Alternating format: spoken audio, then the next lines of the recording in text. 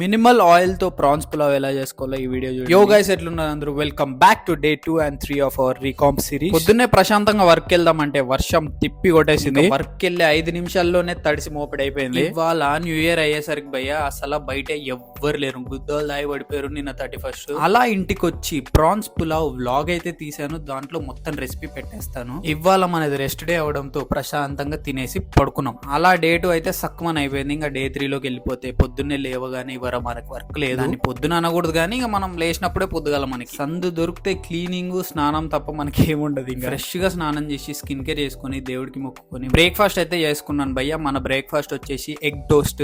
Recipe కావాలంటే చెప్పండి, క్రేజీగా ఉంటది. మొన్న మనోళ్ళు వచ్చినప్పుడు కూడా ఫిదా అయిపోయారు. కొత్త సంవత్సరం కాబట్టి కొత్త స్పిరిట్ తో స్టార్ట్ చేసేసినాము. వార్మప్ చేసుకున్న తర్వాత ఫస్ట్ సెట్ వచ్చేసి ఇంక్లైన్ డంబెల్ ప్రెస్.